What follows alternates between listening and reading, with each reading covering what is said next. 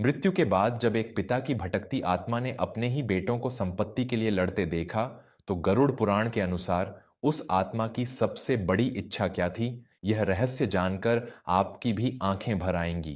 काशी के पास बसे एक छोटे से कस्बे में विश्वनाथ बाबू का परिवार रहता था। विश्वनाथ बाबू उस कस्बे के बहुत ही सम्मानित और सीधे साधे इंसान थे। उन्होंने अपना पूरा जीवन अपने दो बेटों प्रखर और सुमेध और अपनी पत्नी कालिंदी के लिए खपा दिया था। दिन रात मेहनत करके उन्होंने शहर में एक पुश्तैनी हवेली और एक छोटा सा व्यापार खड़ा किया था। विश्वनाथ बाबू हमेशा सोचते थे कि उनके जाने के बाद उनके दोनों बेटे एक दूसरे का सहारा बनेंगे और उनकी मां कालिंदी का बुढ़ापा बड़े ही सुकून से बीतेगा। लेकिन नियति को कुछ और ही मंजूर था। एक रात अचानक विश्वनाथ बाबू के सीने में तेज दर्द उठा और अस्पताल पहुंचने से पहले ही उन्होंने अपने प्राण त्याग दिए। घर में कोहराम मच गया। पत्नी कालिंदी पछाड़ खाकर गिर पड़ी। पूरे कस्बे में शोक की लहर दौड़ गई। लेकिन गरुड़ पुराण में कहा गया है कि मृत्यु के तुरंत बाद आत्मा शरीर तो छोड़ देती है, लेकिन मोह नहीं छोड़ पाती। विश्वनाथ बाबू की आत्मा भी उसी कमरे की छत के पास भटक रही थी। वह अपनी पत्नी को रोते हुए देख रहे थे। उनकी आत्मा चीख रही थी, उन्हें गले लगाना चाहती थी, लेकिन उनका कोई भौतिक शरीर नहीं था। वह केवल महसूस कर सकते थे, कुछ कर नहीं सकते थे। आत्मा को लगा कि शायद उसके बेटे इस दुख की घड़ी में मां को संभालेंगे। लेकिन जो दृश्य विश्वनाथ बाबू की आत्मा ने देखा, उसने उन्हें जीते जी मिले किसी भी दर्द से ज्यादा गहरी चोट दी। अंतिम संस्कार की तैयारियां चल रही थीं। आंगन में अर्थी सज रही थी और कमरे के एक कोने में प्रखर और सुमेध आपस में फुसफुसा रहे थे। प्रखर ने अपनी आवाज को दबाते हुए कहा, देख सुमेध, बाबूजी तो चले गए, लेकिन शहर वाली दुकान की चाबियां उनके सिरहाने ही रखी होंगी। अंतिम संस्कार के बाद घर में भीड़ हो जाएगी, तू जाकर चुपचाप वो चाबियां अपने पास रख ले, कहीं कोई रिश्तेदार हाथ न मार दे। सुमेध ने भी तुरंत जवाब दिया, भैया, आप सिर्फ दुकान की सोच रहे हैं। बाबूजी के बैंक के कागजात और वो पुश्तैनी जमीन के दस्तावेज भी तो उसी अलमारी में हैं। ऐसा ना हो कि आप सब कुछ अपने नाम करवा लें और मैं बस देखता रह जाऊं। पहले यह तय हो कि हिस्सा आधा आधा होगा, तभी मैं अर्थी को कंधा दूंगा। यह सुनकर विश्वनाथ बाबू की आत्मा तड़प उठी। जिस पिता का शरीर अभी आंगन में पड़ा था, उसके बेटे उसकी आत्मा की शांति की प्रार्थना करने के बजाय दौलत का बंटवारा कर रहे थे। कालिंदी कोने में बैठकर शून्य में निहार रही थीं। उनका सुहाग उजड़ गया था और बेटे अपनी ही दुनिया में मग्न थे। दोस्तों, जब एक पिता अपने बच्चों के लिए अपना सब कुछ न्यौछावर कर देता है और वही बच्चे उसके जाने के बाद उसके प्रेम को भूलकर सिर्फ पैसों की गिनती करते हैं, तो उस पिता के दिल पर क्या गुजरती होगी, यह सोचकर ही रूह कांप जाती है।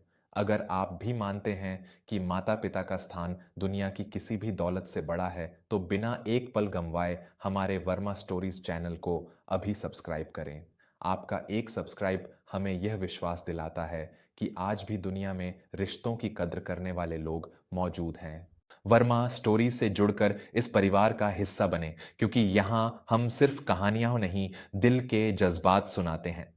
अंतिम संस्कार हो गया। विश्वनाथ बाबू का शरीर राख में बदल गया, लेकिन गरुड़ पुराण के अनुसार उनकी आत्मा अब भी 13 दिनों तक अपने घर के ही इर्द गिर्द भटक रही थी। इन 13 दिनों में आत्मा अपने परिवार के हर सदस्य के मन के भावों को स्पष्ट रूप से महसूस कर सकती है। विश्वनाथ बाबू की आत्मा अपनी शांति के लिए तड़प रही थी, लेकिन शांति मिलती कैसे? घर का माहौल तो कुरुक्षेत्र बन चुका था। पिंडदान और श्राद्ध के कर्मकांड चल रहे थे। घर में पंडित विद्याधर आए हुए थे, जो बहुत ही ज्ञानी और विश्वनाथ बाबू के पुराने मित्र थे। गरुड़ पुराण का पाठ शुरू हुआ। पंडित जी ने पढ़ना शुरू किया कि कैसे आत्मा अपने कर्मों के अनुसार आगे का सफर तय करती है और कैसे परिजनों द्वारा सच्चे मन से किया गया तर्पण ही आत्मा को मोक्ष दिलाता है। तभी भीतर वाले कमरे से प्रखर की पत्नी मालती की तीखी आवाज आई, मैंने पहले ही कह दिया था, नीचे वाले दोनों बड़े कमरे हमारे हिस्से में आएंगे। बाबूजी के समय जो हुआ सो हुआ, अब इस घर के नियम हम तय करेंगे। जवाब में सुमेध की पत्नी रचना ने भी ताना मारा, अच्छा, और ऊपर वाली टूटी छत के नीचे हम रहें? बाबूजी की बीमारी में सबसे ज्यादा दौड़ भाग हमने की है, इसलिए नीचे वाले हिस्से पर हमारा अधिकार है। विश्वनाथ बाबू की आत्मा पंडित जी के पास बैठी यह सब सुन रही थी। गरुड़ पुराण का पाठ चल रहा था, जहां आत्मा की मुक्ति के मार्ग बताए जा रहे थे, लेकिन घर में चल रहे क्लेश के कारण आत्मा को ऐसा प्रतीत हो रहा था मानो उसे जलते हुए अंगारों पर घसीटा जा रहा हो। आत्मा न स्वर्ग चाहती थी न दूसरा जन्म। उसकी सबसे बड़ी इच्छा यह थी कि उसका परिवार एक हो जाए। वह अपनी पत्नी कालिंदी को इस नरक में नहीं छोड़ना चाहती थी। कालिंदी एक दिन फूट फूट कर रोने लगी। उसने अपने दोनों बेटों के सामने हाथ जोड़कर कहा, अरे निर्दयी बच्चों, तुम्हारे पिता की 13वीं भी पूरी नहीं हुई है। कम से कम उनकी आत्मा को तो शांति से जाने दो। क्यों इस ईंट पत्थर के मकान के लिए अपने खून के रिश्तों का गला घोंट रहे हो? प्रखर ने मुंह फेरते हुए कहा, माँ, आप बीच में मत पड़िए, ये दुनियादारी है। बाबूजी तो बिना कुछ बताए चले गए। कल को अगर बंटवारा ठीक से नहीं हुआ तो उम्र भर का क्लेश रहेगा। इसे आज ही खत्म करना जरूरी है।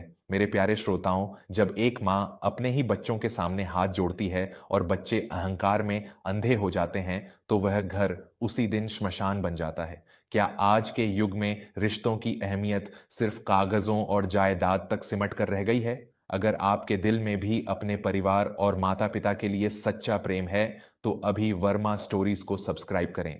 आपके जीवन में परिवार का महत्व क्या है, यह समझने के लिए इस चैनल को सब्सक्राइब करना सिर्फ एक बटन दबाना नहीं, बल्कि एक सच्चे विचार से जुड़ना है। वर्मा स्टोरीज को सब्सक्राइब करके हमारे इस सफर के साथी बने।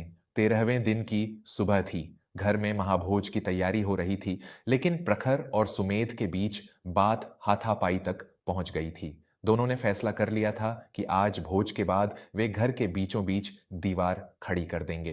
पंडित विद्याधर सब कुछ चुपचाप देख रहे थे। विश्वनाथ बाबू की आत्मा अब निराश हो चुकी थी। उसे लगने लगा था कि अब उसे कभी मुक्ति नहीं मिलेगी। वह इसी घर में एक प्रेत बनकर अपने परिवार को टूटते हुए देखने के लिए श्रापित हो गई है। गरुड़ पुराण के अनुसार जब तक परिवार में प्रेम और शांति नहीं होती, किया गया कोई भी श्राद्ध या तर्पण आत्मा तक नहीं पहुंचता। भोज शुरू होने से ठीक पहले कालिंदी विश्वनाथ बाबू की पुरानी अलमारी से कुछ सामान निकाल रही थी। अचानक एक पुरानी डायरी और एक बंद लिफाफा नीचे गिर पड़ा। लिफाफे पर प्रखर और सुमेध का नाम लिखा था। कालिंदी ने कांपते हाथों से वह लिफाफा खोला। उसमें विश्वनाथ बाबू के हाथ का लिखा एक पत्र था। कालिंदी रोते हुए बाहर आई और भरी सभा में उसने वह पत्र पंडित विद्याधर के हाथों में सौंप दिया। पंडित जी ने गले को साफ किया और भारी आवाज में पत्र पढ़ना शुरू किया। मेरे प्यारे बच्चों, प्रखर और सुमेध, जब तक तुम यह पत्र पढ़ोगे, मैं इस दुनिया में नहीं रहूंगा। मैंने अपनी पूरी जिंदगी सिर्फ इसलिए मेहनत की ताकि तुम दोनों को कभी वह गरीबी न देखनी पड़े जो मैंने देखी है। मुझे पता है कि मेरे जाने के बाद शायद संपत्ति को लेकर तुम्हारे बीच मतभेद हो। इसलिए मैंने अपनी पूरी जायदाद, बैंक का पैसा और यह हवेली सब कुछ पहले ही एक अनाथालय और वृद्ध आश्रम के नाम कर दिया है। यह सुनते ही प्रखर और सुमेध के पैरों तले जमीन खिसक गई। दोनों की आंखें फटी की फटी रह गईं। पंडित जी ने आगे पढ़ा, हाँ मेरे बच्चों, तुमने सही सुना। मैंने कुछ भी तुम्हारे नाम नहीं छोड़ा है, क्योंकि जो संपत्ति भाइयों के बीच दीवार खड़ी कर दे, वो संपत्ति नहीं, श्राप होती है। मैं तुम्हें वह श्राप देकर नहीं जाना चाहता था। मैंने तुम्हारे नाम जो सबसे बड़ी वसीयत छोड़ी है, वह है तुम्हारी शिक्षा, तुम्हारे संस्कार और एक दूसरे का साथ। अगर तुम सच में कुछ कमाना चाहते हो, तो एक दूसरे का हाथ पकड़कर खुद अपनी दुनिया बनाना। और मेरी एक अंतिम इच्छा है, मेरी कालिंदी का ध्यान रखना। वह मेरे बिना टूट जाएगी। अगर तुम दोनों एक होकर रहोगे, तो वही मेरी असली 13वीं होगी और वही मेरी आत्मा का मोक्ष होगा। चारों तरफ सन्नाटा छा गया। प्रखर और सुमेध की आंखों से पट्टियां खुल चुकी थीं। वे जिस हवेली और दुकान के लिए एक दूसरे के खून के प्यासे हो रहे थे, वह तो अब उनकी थी ही नहीं। लेकिन उन्हें यह भी एहसास हुआ कि उनके पिता ने उन्हें कितनी बड़ी सीख दी थी। उन्होंने अपने बेटों को लालच की आग में जलने से बचा लिया था। प्रखर फूट फूट कर रोने लगा। वह दौड़कर अपनी मां के पैरों में गिर पड़ा। मुझे माफ कर दीजिए मां, मैं अंधा हो गया था। बाबूजी ने सही किया, मैं इस लायक ही नहीं था।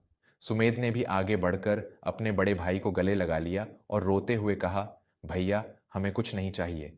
हम फिर से सब कुछ बना लेंगे, लेकिन हम कभी अलग नहीं होंगे।